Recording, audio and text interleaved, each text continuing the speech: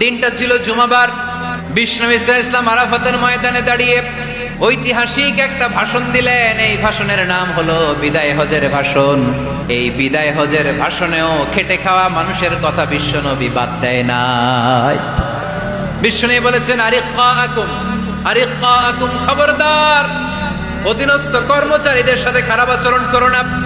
আতঈমুহুম মিম্মা তাকুলুন ওয়াকসুহুম মিম্মা তালবিসুন, খবরদার মনে রেখো, তোমরা যা খাবে তোমাদের অধীনস্থ কর্মচারীদেরও তা খাওয়াবে, তোমরা যা পড়বে তাদেরও তা পড়াবে। বিশ্বনবী শেষ নিঃশ্বাস ত্যাগ করে যাওয়ার আগে যেই কয়েকটা কথা বলেছিলেন তার মধ্যে মেহনতি মানুষদের জন্য কথা আছে না নাই? বিষ্ণু ইসা ইসলাম যখন শেষ নিঃশ্বাস ত্যাগ করবেন তিনি বলেছিলেন, আসসালাত আসসালাত, উম্মতেরা নামাজ নামাজ নামাজ ছেড়ে দিও না, নামাজ তরক করো না, নামাজ কাজা করো না। আর বলেছিলেন, অমা মালাকাত আইমানুকুম, অধীনস্থ কর্মচারীদের সাথে খবরদার খারাপ আচরণ করো না। যারা কর্মচারীদের সাথে খারাপ আচরণ করে, যারা মানুষের কাছ থেকে শ্রম নিয়ে কাজ করিয়ে টাকা দেয় না, কিয়ামতের দিন তাদের বিরুদ্ধে মামলা দায়ের করবে কে? কে করবে? হাদিসে কুদসি সাক্ষী বিষ্ণু ইসা ইসলাম বলেন, আল্লাহ তাআলা ফরমান, আনা খাসমুহুম সালাসাতুন আনা খাসমুহুম ইয়াউমাল কিয়ামা। তিন শ্রেণীর ব্যক্তির বিরুদ্ধে আল্লাহ বলেন, আমি নিজেই কিয়ামতের দিন মামলা দায়ের করব। I will be against them in the day of judgment.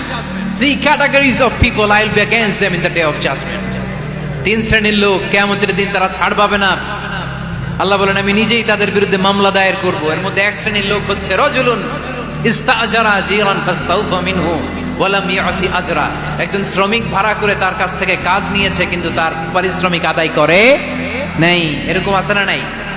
দাপট দেখায়, দাপট দেখায় ইউনিভার্সিটির ক্যান্টিনগুলোতে। ইউনিভার্সিটির ক্যান্টিনে যে খায় মাগার বিল দেয় না, এরকম ডাকাইত আছে না নাই? চায়ের দোকানে চা খেয়ে পরে দিমু, বিল দেয় না, আছে না নাই? দোকানে যে পণ্য কিনে বিল দেয় না, পরে দিমু, আছে না নাই? কিয়ামতের দিন আল্লাহ তোর এই মাস্তানি ছুটাবে, চিল্লা এখন ঠিক কিনা? আনা খাসমুহুম, আমি নিজেই তাদের বিরুদ্ধে মামলা দায়ের করব। কথাটা কার? এজন্য বিশ্বনবী বললেন, খবরদার মেহনতি মানুষ, খেটে খাওয়া মানুষ, এদের দোয়া কবুল হয়ে যায়। আতুল আজিরা আজরাহু ক্বাবলা আন ইয়াজিফা আরাকুহু, খবরদার বিশ্বনবী বললেন, শ্রমিকের ঘাম শুকিয়ে যাওয়ার আগে তাদের পারিশ্রমিক মিটিয়ে দাও।